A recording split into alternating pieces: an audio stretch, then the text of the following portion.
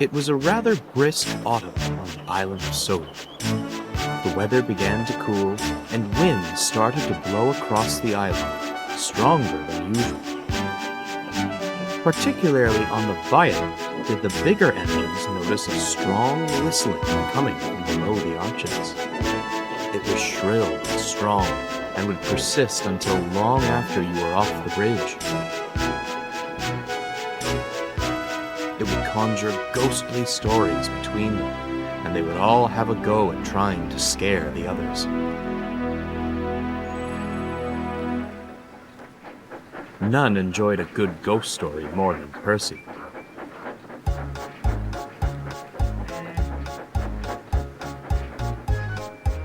He would try to scare trucks, coaches, and engines alike with a shrill whistle,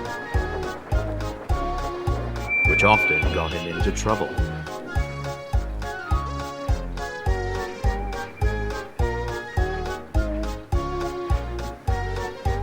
It was evening at the sheds. Gordon and Henry were discussing the whistling on the viaduct when Percy arrived. "I've been across many viaducts in my time," Gordon said, "but never have they been as loud as ours." "They're thinking of putting a slow order in place, just in case the wind blows my trucks over." Gordon snorted. "Ridiculous. It'll be my express next." Percy cut in. "You'll have more things to worry about than your express falling over," he chuckled. "I'm sure your dome won't appreciate another trip to the river." How very droll. Gordon rolled his eyes. Percy laughed, and then tried to sound serious. "I know where the whistling is coming from." "So do we," said Henry and Gordon together. "It's the wind." Percy smirked. "Oh, no, it isn't. One of the workmen told me a story that happened at the station next to the viaduct." The two big engines were skeptical and gave each other a look, but they were intrigued, and so listened as Percy told his tale. "Jack and Jill climbed up the hill to fill their boilers with water. When Jack broke down, he melted his crown, and Jill followed shortly after. As Jack went up with a final puff, he scattered across the yard.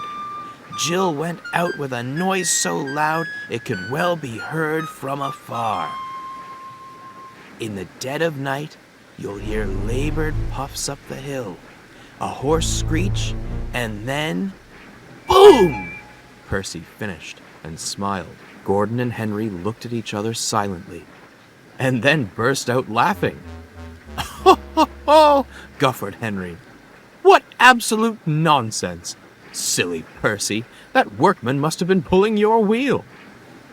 Percy was indignant. "It's the truth!" Henry raised an eyebrow. "What did Jack and Jill look like, then?" The little green engine stammered.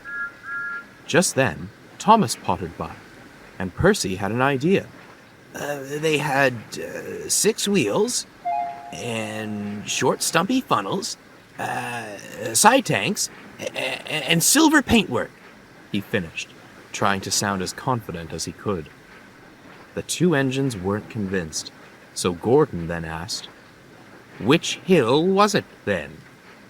"Your very own," Percy said in an ominous tone. "When?" "I don't know," Percy flounced. "Workmen don't know everything." Gordon grinned. "Now that we can agree on." "Well, Percy," the big green engine started, "it's all well and good telling us your story, but you're safe here in the yard. If your story was true, then a brave engine like you would go out and see these ghosts for yourself." Gordon continued. "Oh, yes. We'll have to believe you, then." Percy didn't want to seem scared, and so he said, "All right, I will, then." As Percy went off to speak with the foreman, Henry smirked at Gordon and whispered, "I've got a goods train tonight. I'll rush past and scare the daylights out of it." Gordon and Henry chuckled to themselves. Percy, meanwhile, was speaking to the yard foreman. He asked if there were any trains he could take to the station by the viaduct. The foreman checked the schedule, and lucky for Percy, there was.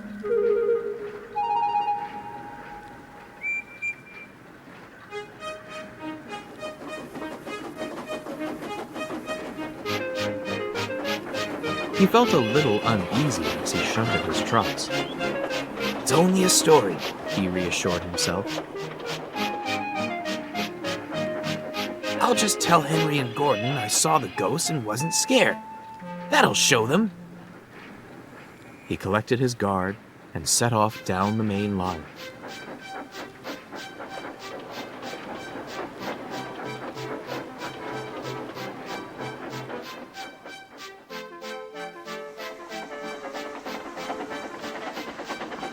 The sun descended quickly as he made his way to the station.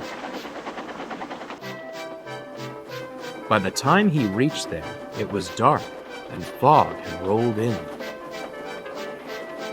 This would happen tonight. Percy muttered to himself. He shunted his trucks into the siding and was about to head home when there was bad news. The points to the main line are stuck against you, The signalman called from his box. There won't be anyone available to fix it until morning. Better and better, Percy felt, as if luck wasn't on his side.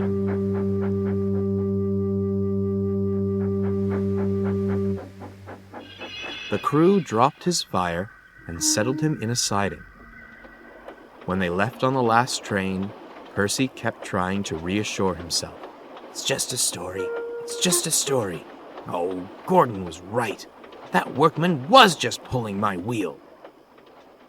The fog grew thicker as time passed, and Percy thought it best to get some sleep.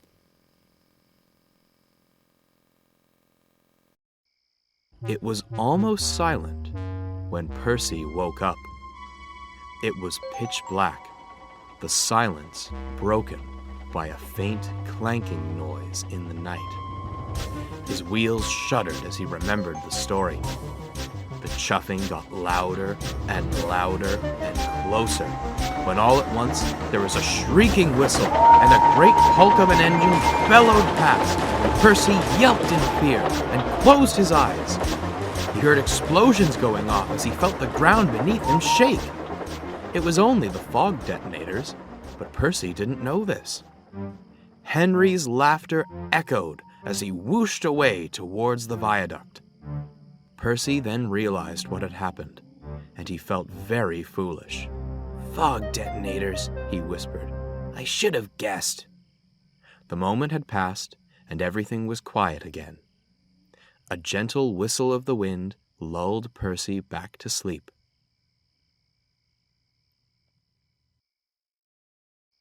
When Percy next awoke, he could once again hear the echo of an engine approaching. It was distant, but he wasn't scared. Oh, must be Henry coming back again, he yawned. As the sound grew closer, Percy closed his eyes contentedly. He knew it was just the big engines playing their silly tricks. But as the noise got close to the station, it stopped. Everything went quiet. There was no engine, no wind whistling between the trucks, nothing at all. Percy quickly noticed, and sound returned when he opened his eyes. But it wasn't the sound of movement. It was a faint hissing. It was then that Percy realized there was an engine not a couple yards from his buffers. Percy tried to cry out, but his throat had gone dry, and he could only stare in horror as the old engine sat on the broken points. Steam coiled around their wheels and around its gray paintwork. Behind the engine's smokebox, posed like a spider's legs, a mangle of tubes pointing in all directions.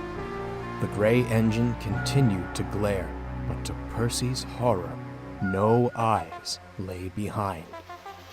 The old engine began to move closer, started to open its mouth, Percy looked away and was terrified to see 2 more engines stood either side of him where his trucks had been. The new specters glowed a deep red. Their cabs were crushed, and so were their boilers.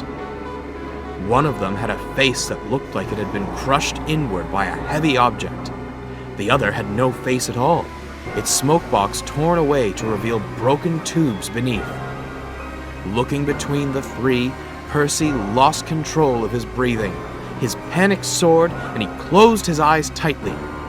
The hissing sound was all that he could hear. He heard it get louder and louder and louder. An almighty explosion echoed throughout the sidings. Percy was sure he'd be knocked off. He then heard a loud crash, followed by another explosion. The little green engine didn't know what to think. He didn't dare to open his eyes and tried to cry out for help, suddenly finding his voice. "Oh, go away! Get away!" he wailed. Steam hissed all around him.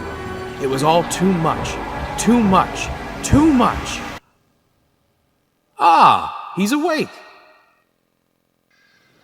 It was morning.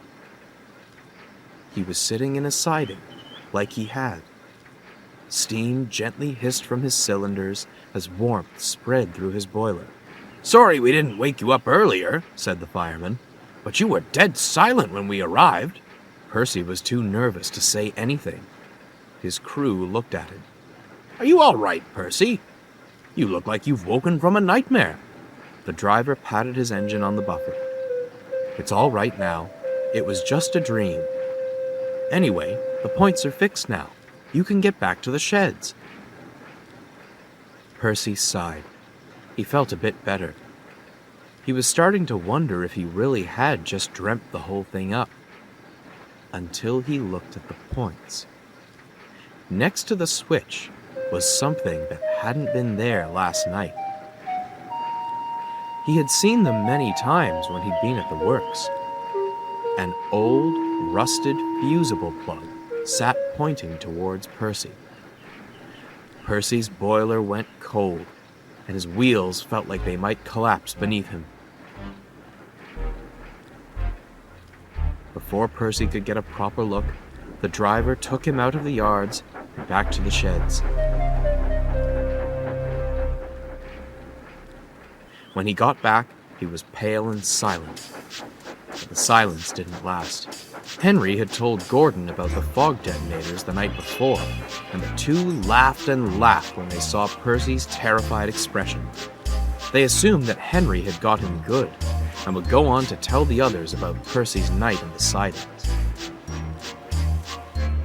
For days afterwards, Percy stayed silent. None of the engines knew why, but he couldn't bring himself to say anything.